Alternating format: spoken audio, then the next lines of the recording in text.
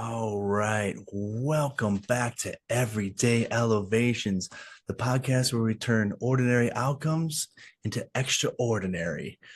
So today I'm excited because this is just a fun little quick event that we did. It's called Potapalooza, and I have a very special guest named Bonita Joy Yoder here, who has this amazing ability to turn humor into tools to strengthen not just your mindset, but your business acumen. So with that, I'd love to just have you introduce yourself a little bit more, Bonita, and I'd love to just jump right into it. Great, great. My stage name is Bonita Joy. My middle name is Joy, which is sort of an affirmation for my vision for the world is for people to experience everyday moments of joy, regardless of what's going on in their work and their relationships and, their day-to-day life. What about that? It's in serious times. Oh, Sammy, you should introduce yourself. Hi, I'm Sammy. Hi, This is Sammy. Jason. Yeah, And there's other people listening. Eavesdropping? No, it's a podcast. They're actually supposed to be listening. okay. But how can you have joy when it's a serious time? When there's a pandemic or divorce or something like that? Good question. Start with the tough ones, huh, Sammy? Yeah, It's what you choose to focus on. And you could focus on what's going right in your life or what's going wrong. and if you're left-handed, you focus on what's going left. Something like that. But anyway, the thing is, I have a good sense of humor. That's a matter of opinion. Well, okay, I have a sense of humor. Do you have one, Jason? Oh, I sure do. Where do you keep it? Hidden far away. No, just kidding. But sometimes life is just so ludicrous, it's funny. I mean, there's a saying in comedy, Jason, that truth is funnier than anything you can make up. Yeah, that's true. I mean, most of the jokes that hit tend to be the truthful ones. Yeah. Or if you have a friend tell you a story, tell you what happened during their day, and while they're telling it, you both start laughing because it was so crazy, or somebody's listening to you and they start laughing. It's that kind of thing, or things are just, it's everyday humor, and it's something that's free. I mean, it's free. You don't have to get a prescription. Oh, they say laughter is the death medicine. Yeah, but you don't have to get a prescription for it, Sammy. Oh, yeah. Yeah, it's free. It's just available for the taking. Love it. No, please keep going on. Did you know I'm going to run for president? What? Of what? The United States of America. You can't do that, Sammy. Why not? I have orange hair. But you're just a puppet. I won't be the first and I won't be the last. Oh, Oh, that's anyway, great. there's a lot going on that I know people who are incredibly worried or fearful in the United States or the election, no matter which party they're on. And there's things they don't like happening. And sometimes you just gotta just laugh about it. Yeah, I think life's way too short to take it so seriously like we do, especially in American culture. We work, work, work, and we don't set aside time for fun and play. So humor is an That's right. amazing thing to incorporate in. Did he say I'm way too short? He did not say you're short. He said life is way too short. Oh, okay. That wasn't a short comment. No, no, it's not. But yes, it's easy to focus on, oh, you've got to file bankruptcy, you've got to do this, you've got to do that. And if you could reframe things, well, I think gratitude and humor are kissing cousins. It's all relative. Yeah, I do, because humor is something that helps you lighten up and not take things so seriously.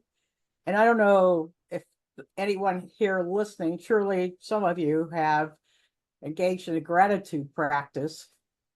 That sounds serious. Well, it's sometimes people write down 3 things every day that they're grateful for, or something to focus on what you appreciate. And when you're looking at what you appreciate, you're less likely to be afraid or fearful. And the same thing, if you're laughing, having a good time, you're less likely to be dwelling on whatever that ain't it awful kind of thing. I gotta go write my 3 gratitudes. That's okay. Or I'm in a group where we email each other 3 gratitudes every day. And then it's easy to forget when you're journaling and to slip off after a while. But if you get an email from somebody else, then that reminds you, if you have 4 or 5 people and then emails start coming, oh yeah, my gratitudes, and just sharing them. And what we do is we share things that happened in the last 24 hours. I say happen. I mean, it could be you're grateful for a blade of grass, you know. I planted some grass seed and I was really happy to see some blades of grass coming up. So, or it could be, anything. But if you we share it with each other within 24 hours and without repeats. And why not repeats? Because there's so many things that you don't need to repeat. I love it. That the email thing is genius because for me, until I incorporate it into my own personal routine where when I'm brushing my teeth in the morning, that's part of it. I just speak it in my head because if I try to speak it out loud, I'd be spitting toothpaste everywhere. But it until I started doing that, I struggled to do it consistently. And the repeats is a great tip as well because I found that I was almost copy and pasting when I was writing down in the journal versus thinking of new things to keep that level of gratitude and appreciation for everything going on in my life. So I love those tips. Thank you so much for those. Yeah, I actually got those from a friend of mine, MK Mueller, who's written some books about positivity and what, but it's worked for me. And then if you want to increase the humor in your life, you could do the same thing. You could find some humor buddies and share emails about what happened that's fun. Or if you're in the workplace, and you could have a forum or an email group where you share with each other funny things that happened, funny things that were said. And there's so many types of humor, there's irony, there's self-effacing. I mean, I could go on and on and on. There's exaggeration, and it could be people saying things that they don't intentionally mean it to be funny, but it is funny. For example, yeah, I know a speaker who was saying, I want to be funny when I speak, but I have no sense of humor. Everybody in my family has a sense of humor. My brother, my father, my mother, my sister, everybody in the world has a better sense of humor, including the postal carrier and the FedEx driver, and even my dog is funnier than I am. And so we're listening to her laughing because she was actually being funny without even realizing it. She was using a humor technique called exaggeration, and I find that a lot, that people who say they don't have a sense of humor actually do, and they just don't recognize it. Yeah, I mean that makes sense. Like for me, I've attempted stand-up comedy. I wasn't relatable at the moment. On a tangent here, but so I tried stand-up comedy, wasn't making people laugh outside my friend group, which to me doesn't count because they're gonna laugh because they're supporting you and they understand your humor. So I joined the military to get more life experience. Then I realized, oh, my jokes are only now military related, so this didn't do me any good. But it's kind of a funny full circle thing for me there. Again, tangent, but I love using humor in life. I think life, again, as I said earlier, is just too short and too serious to not have fun. And if we can't laugh about things that go wrong in life and things that are stressful and hard, then what are we doing? Like, what are we here for? And that's why I was so excited to get you on this call, and you reached out and that you wanted to do this, because I just think that you being the humor strategist and even incorporating puppets in here is amazing.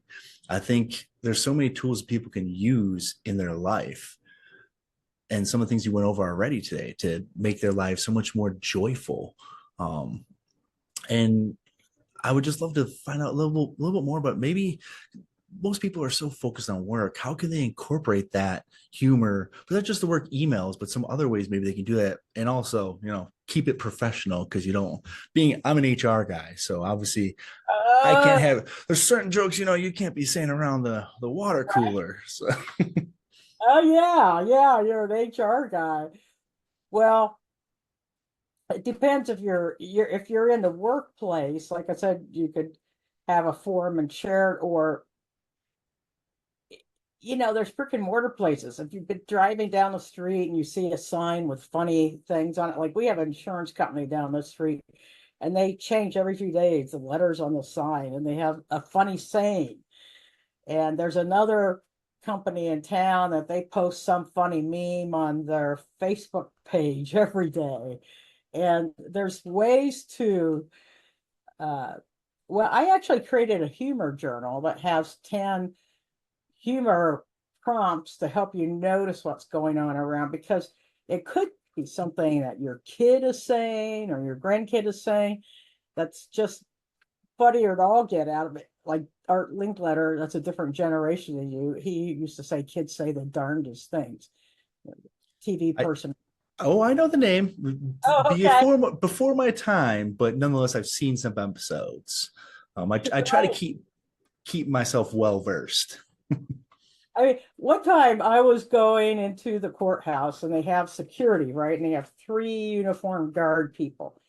And I said, hey, do we taxpayers need to pay for 3 of you just to get inside the door? And there's one guy, he turns to me and he says, Bonita, it takes 3 of us just to corral you. I started laughing, and I said, Randy, do they teach you to use humor in law enforcement training? And he said, no. Well, now keep in mind, that was a serious situation. Courthouse, security, uniformed officer with a gun, an attorney, right? Not a place you'd usually think of as humor. But anyway, he said they ought to teach humor in law enforcement, because when he uses humor, it breaks the ice. People open up and they tell you more, like when they're interrogating suspects. So the more, be careful if you get stopped by a police officer with a good sense of humor. I don't know why you said, right. but I just thought that was so classy, because he said it establishes rapport and trust, and they just tell you more. And I think about it in different situations, whether you're an HR person at work with an employee, or if you're in a sales conversation with a prospect. And I was on a committee once where we were interviewing ministers for a church. And this person was asked, do you have a sense of humor? And she said, oh, I left it back in Iowa. That's just an example of using light humor that doesn't harm anyone. And it showed us, without telling us, that she had a sense of humor. And as far as the HR thing, sometimes self-effacing humor, that can be safe. You have to have good self-worth if you use self-effacing humor. But it's I don't remember Don Rickles. He had that kind of. Oh, I know Don Rickles. Yeah, he had that. The self-deprecation is what is self. Yeah, self. Yeah, so I think they're the same terms, right? They are not an English professor, so I don't know. But yeah, he was well known for that. He's just, Don Rickles is actually hilarious. So he actually was a ventriloquist when he was younger. I did not know that. Huh. Yeah. And Johnny Carson and Dick Cavett did magic. And wow. But when they started out, Crazy how things changed. Oh, Yeah, This is Ruby. I can speak for myself. Okay, I'm Rudy. hi, Ruby. Hi, it's Jason, all right? How'd you know? Because I can read. I see. So yeah, it's just the ability to laugh, and especially serious times, it also can decrease your stress, your cortisol, and there's studies, your physiology. You can't talk by yourself without me. Your physiology, you change, and if you do something like laughter yoga, that can really have an impact, increase the oxygen in your lungs, and you feel better when you laugh. Yeah, absolutely. It's funny because when you mention in other careers like people using humor, for instance, the law enforcement officer using humor to diffuse situations. I do that when I do interviews because it's already stressful enough for the other person coming in there trying to get a job. I don't need to make it any harder on them. So I figure, hey, listen, I'm a human just like you. Let's have a conversation. We'll have a little fun with it. And hey, worst case scenario, you had a good time in the interview and you're not going to beat yourself up afterwards. Like, best case scenario, we had a good time and you get a job. So, Hey, that's a good deal. That's great that you use it. Now, I was in a Kansas City airport once about to go through security, and this guy's making an announcement. TSA, he says, if you have any electronics, iPads, laptops, microwaves, put them in this bin. And I'm like, did he just say microwaves? He did. And so, of course, then I listen to see if there's anything else funny. It's like those jokes and silly songs that they did, not as much anymore, but pre-COVID at Southwest Airlines. And studies showed that the passengers listen more when they think there might be something funny. And so it's a really good tool for engagement. yeah, it catches you off guard and you're just like, wait, what just happened? Hold on. Right. It's super Right. smart. No, I love it. So And I it's think the we TSA thing, it's a situation where people are stressful, trying to catch their plane. And I looked around and there were smiles. I mean, it interrupts. What humor does is it's an interruption. It could shift the energy in a moment, just like that. Like I could see it. It went from stress to just smiles. And it's free, right? It's a simple thing. A lot of people that I talk to, It never occurs to them. that's right, never occurs to them. And so my invitation is to your listeners to make an intentional choice to bring more humor into your life or your business, your work, your speeches, whatever. oh, And I love relationships, by the way, that's one of the very attractive traits is people want somebody who has a good sense of humor. yeah, I'm sure that's why my fiance chose me because it's not for this look. So Tom Rickles is the only one who can do it here. Hey, What do you think of his beard? I hear he didn't like it at first, but after a while it kind of grew on him.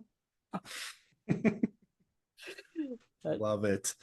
Well, I think we're getting kind of close to that wrap up time here. Okay. So, Oh, I forgot to say where people could pick up that humor journal. yep, that's what I was going to lead to. I said, hey, go ahead, wherever people can contact you, please go ahead and list that off. Great minds think alike. Well, the humor journal with the 10 humor tips is at joy.funandfunnier.com. That's joy.funandfunnier.com. And you can find me on a lot of social media. Like what? Like, YouTube? yeah, YouTube, TikTok, Instagram, LinkedIn, Facebook. And sometimes on like Instagram, I'm under I am Bonita Joy.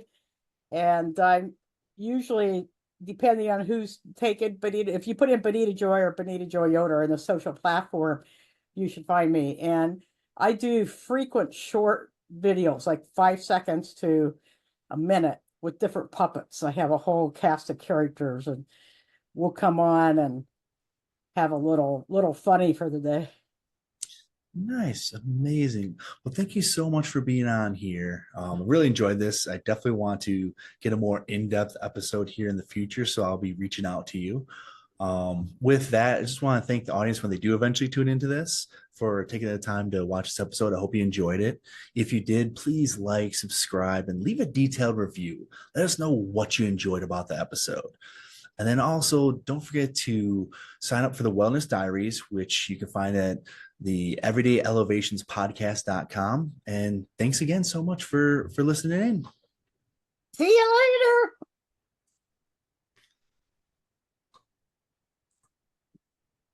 All right.